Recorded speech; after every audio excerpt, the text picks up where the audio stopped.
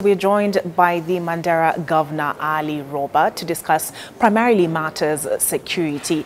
Now, you are quoted as saying that the Al-Shabaab have control of about 50% of your county roads. An allegation the government described as alarmist. Have they since engaged you on that subject? You know, despite the statements made, the reality of the challenge is glaring. So we've agreed, and the interior has really responded very swiftly to the outcry. And for the last 2 weeks, what we are seeing on the ground is extremely promising. And without giving a lot of details in terms of what is taking shape, but there is very positive response on the ground, and strategic, not only just positive, but a bit different from the traditional responses that we've had before. We are optimistic and just pray that it's going to be sustainable. One of the things we hear a lot from the security agencies is that, to quote a security expert, it takes a network to fight a network. And there have been claims that the locals sometimes harbor this criminal element. What do you make of those allegations? That is far from the truth. The reason why I say it probably is not true is, you know, you've seen what terror is doing in Somalia, and devastation after devastation. If governments can't fight terror effectively, expecting communities to do it on their own and improve is really a little bit of too much of expectation from the community. But community has a role to play, definitely. So has it been a question of mistrust, and has that mistrust sort of been engendered over a period of time? I think, as I've mentioned, there's a bit of disconnect with the relationship between the community and the security actors, and that disconnect has created a situation of mistrust, which has created an opportunity for the Al-Shabaab to penetrate. The behavioral characteristics of communities must be understood by the security system. If you understand, you will be able to tap into this, you know, cultural and behavioral, you know, manifestation of communities, and be able to make sure that they work. Somali communities generally, if they buy in something, they will walk that talk to the end, you know, as it is. Terror is a very dynamic, you know, issue. I'm there for 8.5 years. They keep changing tact. You know, take for example, in Somalia they kill only Somalis. They don't kill anyone. You can see bombs, 100, 200 students and everybody, indiscriminately. But when they cross across the border into Kenya, they start killing non-Somalis or non-Muslims for that matter. The intention is not about Islam or Christianity. The intention is to pit Kenyans against each other, you know, so that Somalis are the most integrated community in Kenya. They are in the 47 counties. Because of the harsh conditions we have, communities have migrated and lived in different parts of Kenya. I would like to thank the Kenyan public, you know, as a whole, because this is what we have been doing 2015, 16, 17, to tell the public the intention is to pit us against each other. You know the famous story of the bus attack, and where a teacher had to wrap himself around one of the passengers and he was killed. And that has happened in other occasions, and in some of the villages they keep moving the teachers, you know, other workers, whenever they get information that you know, there's movement of these cells and that issue. But it is critical. It is very critical. The only way we can succeed is to have an embedded, you know, program where the community's role, the leadership role, and the security role is all working in as a unit. Your convoy has been attacked several times on Mandera's roads. Has that changed how you view the threat of the Al-Shabaab? It has, actually. For this second term, very sad, I'm able to only fly into a bigger center to do something and fly out.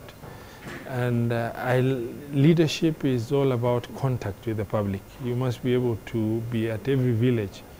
And the public would wish to engage their leaders one-on-one. And the Somali community is very bold. You know, when the leaders come, it's not a sweet meeting. They will say, you failed, you've not done this. And that engagement is what I miss, you know, where we are able to drive for 10 to 15 days on the road, you know, try and get from one village to another, one center to the other, and people are able to directly engage you, tell you about their needs and challenge you on what you're doing or appreciate what you have done for that matter. And that has really been greatly hampered. Unlike the first few years of devolution that we've had, there's nothing we wish for than be able to travel on our roads, you know, safely without any worry. And that is a major challenge for us. And it is tormenting, actually, because sometimes you feel inadequate as a leader. When you sit in the headquarters, surrounded by security, you can't move, our freedoms are curtailed, you know, in terms of what is happening. The public out there would wish to see their leaders engage with them.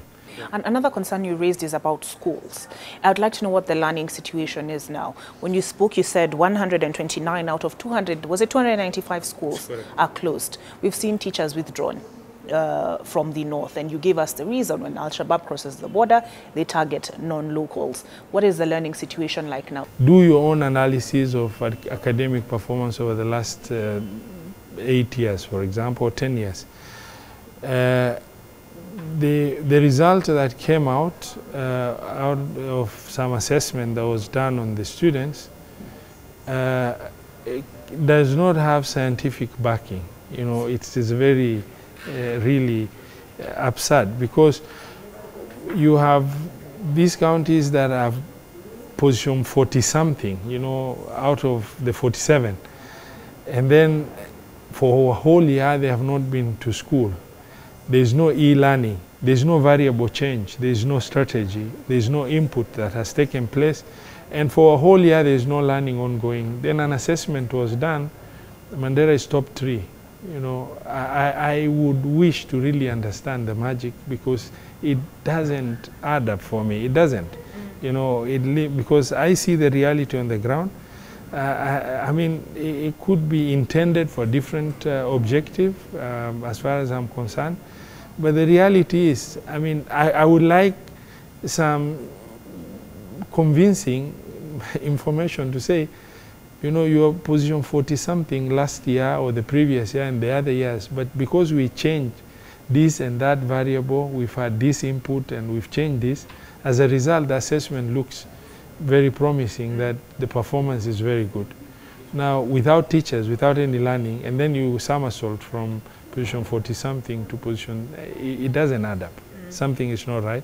So education is crippled. Just to answer your question, in our region, there is no strategy from Teacher Service Commission or Ministry of Education yet.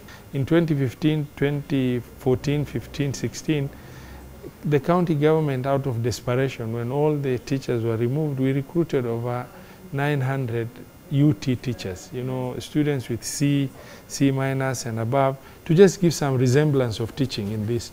But it was not sustainable, because it's not a county government function. Then later it became an audit query. You're doing another levels function, and that we had to withdraw. I don't ask why are non-local teachers removed. The risk is real. Okay, so we would wish to have 100% teachers, but the risk is real. And if they're removed, it's our hope that it doesn't remove the responsibility of guaranteeing the right to access to education for northern Kenya, just because there's insecurity and that challenge. You know, the responsibility still lies with the government. Speaking of government responsibilities, aside from the right to education, there is the right to food, there is the right to healthcare. How have those two rights, the right to food, the right to healthcare, been impacted by the security situation in Mandera? Health access so far is very good, and it's no longer susceptible to terror shocks as before, because 80% of the workforce are locals, and they've adapted to the environment.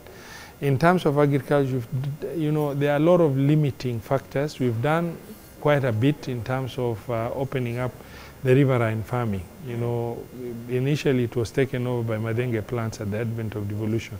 Now there is lush green farming ongoing along the riverine. The rain-fed farms, we still have a challenge because of inadequate rainfall. The pressure to deal with, because of the impact of marginalization, virtually every sector is in dire need of attention. So we are now dealing with subsistence, response, where in terms of water, access to water for livestock and community. But then we have measured, extended dry spell that has taken shape that is now bordering drought. Almost all the ponds we have in the county has dried up because the last rain we received was less than 20% of the normal suppressed rainfall that we are getting in the county. And we have serious pressure, water pressure particularly. The county has drilled emergency bore drilling of about 55 balls, which are in the process of equipping.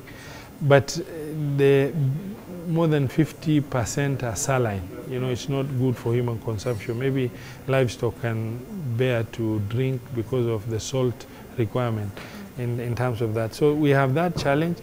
We are the first line of response. Of course, we are not waiting for that to be responded to by external party. Primarily, we are the first line of response. We are doing our best, but we might not be able to cope up with it because the next rain is expected in April, and that will be a challenge. The Somali elections are looming large. I've had the Al-Shabaab have released a documentary criticizing President Farmajo's achievements. We have, even between Kenya and Somalia, there's the Jubaland factor. How has all that affected your county? As far as our relationship as a country with Somalia and other issues, I think it's not in my jurisdiction to comment. I would like to stay out of it and leave it to the national government to do. But in terms of the impact of the stability of Somalia against the neighboring counties, in terms of socio-economic relationship of the population, we are feeling it. It's really tough. It's our wish that Somalia realizes that if Somalia stabilizes, the beneficiary number one of that stability should be Kenya, and not other foreign, governments, because, a friend in need is a friend indeed. If at the moment of Somalia's dire need, support, times, Kenya has come up and really put everything on the line. My hospitals, my schools are supporting children from Somalia. My hospitals are supporting population from Somalia. We've never turned them away because of that neighborliness and the community of nations responsibility that we have, as a subset of the government of Kenya, as a county government.